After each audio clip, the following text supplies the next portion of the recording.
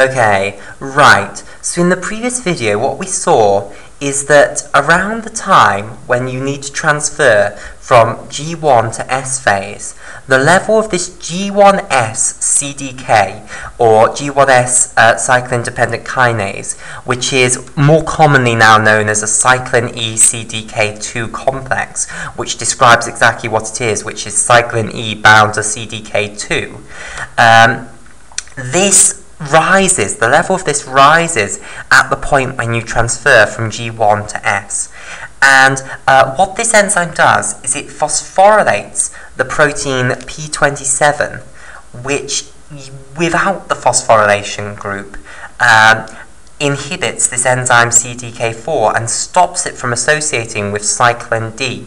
So, if you phosphorylate P27, it inhibits P27 and stops it from being able to inhibit this CDK4. So CDK4 can now associate with cyclin D, and that is then capable of phosphorylating the retinoblastoma protein.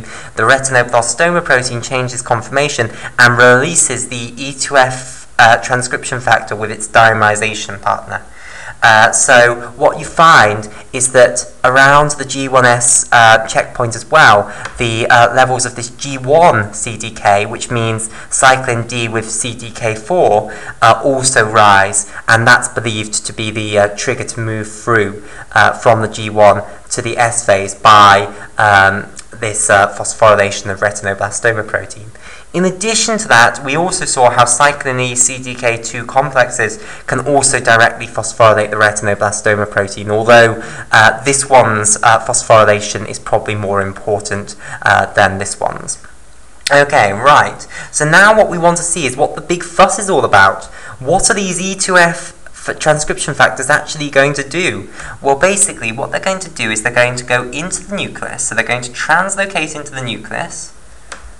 Okay, so let's say this is the nucleus here, and they're going to find some DNA. So let's have some DNA here, and they're going to bind to the promoter region of that DNA, and they are going to alter the transcription of certain genes. So they're going to alter the transcription of many different genes, basically. Okay, so in front of genes, what you have is a portion which is non-coding, but which controls the expression of that gene. Okay, so let's say this is the gene here, in green, and upstream of the gene, what you have is a portion known as the promoter region here. And the promoter region, as I say, is not involved in coding for the protein. Instead, it's involved in controlling how much this gene is actually transcribed, and therefore how much it's translated, and therefore how much protein you actually get from this gene. So how much you actually make the protein for which this gene codes. And the way that things binding to the promoter region affects that is because in order to actually express the gene, what you need to happen is you need RNA polymerase to come and bind to the promoter region, and then to begin transcribing the gene, basically, to begin making a complementary mRNA strand, basically. And if you bind certain proteins to the promoter region, it can mean that the RNA polymerase is more likely, basically, to come and bind to that promoter region now that it's got the proteins there, and therefore to begin the transcription of that gene, i.e. to begin the process of making mRNA from that gene.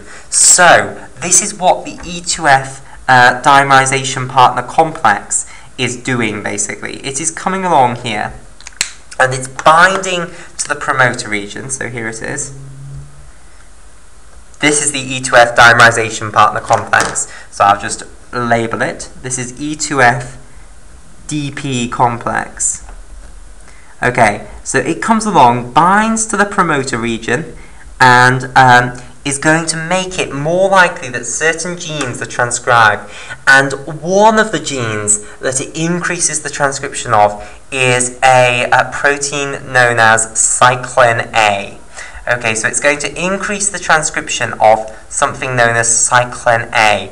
And cyclin A is pretty much one of the most important cyclins as far as the synthesis phase of the cell cycle is concerned. Cyclin A is basically going to associate with cyclin-dependent kinase 2. And now this is why you need to understand that the enzymes, these cyclin-dependent kinase enzymes, have different functions depending on which cyclin is bound to them. So that's a really important concept. Basically, cyclin-dependent kinase 2, we saw it earlier. It was bound to cyclin E, and it was having this function. It was phosphorylating P27, inhibiting it, and it was also phosphorylating the retinoblastoma protein. Now we see cyclin-dependent kinase 2 again, but this time it's bound with cyclin A. It's found a new friend, basically. Cyclin A is here, and the function of this cyclin A CDK2 complex is quite different from the function of a cyclin E CDK2 complex. So it's very important to understand that the enzyme is not just the enzyme, basically. Its function is determined by which cyclin it has bound to it. So this here is a cyclin A CDK2 complex, and this also has another name, just like cyclin E CDK2 complexes were called the G1S CDK. The cyclin A CDK2 complex is also sometimes referred to as the S CDK for the synthesis phase CDK, and its levels, if we were to plot one of these graphs up here for its levels, then we would get something that looked like this. Okay, so if this is G1 phase here, so this is G1, and then this is S phase here, then the levels are absolutely tiny through G1, and then they suddenly go up in S, and then they remain high for the rest of S, basically. Okay, so it really is the S CDK. It's the one that is active in the S phase of the cell cycle. Okay, right, so what does this SCDK do? Well, now it's time to go back to our DNA pre-replication complexes and see how this cyclin A CDK2 complex, or this SCDK, is going to alter them and get you ready, basically, in order to actually begin DNA replication, basically. So let's have a revision of where we got to.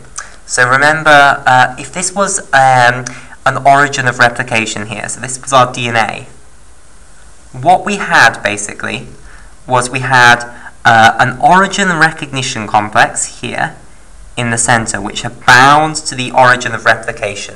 So let me colour that in green. So this was our origin of recognition complex, which was also referred to as this ORC. Okay. Now we also had these proteins here, which were the CDC6 proteins, and we coloured those in orange. And we had these two proteins on this other diagonal, which were the CDT1 proteins. And this is really wobbly. Okay, there we go. So this was CDT1 here in pink. And then on the other diagonal, there were the CDC6 proteins in orange here. And then finally, there were also the MCM helicase enzymes, which were in these positions here. Okay, so these are the MCM helicase enzymes.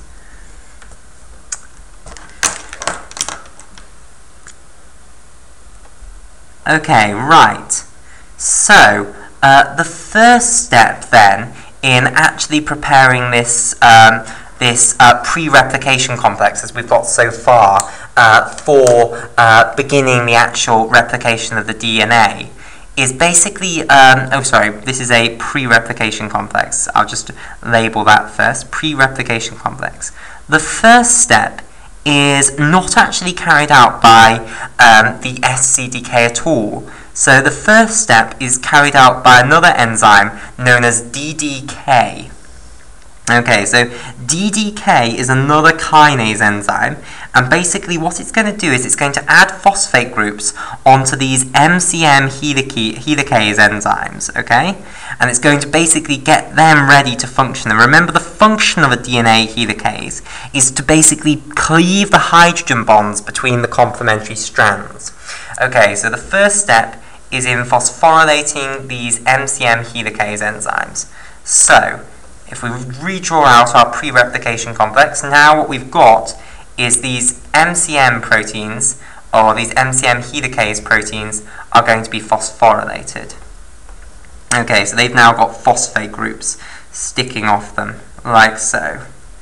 Okay, and here are these CDC6, and here is CDT1. Okay, and we'll continue this discussion in the next video.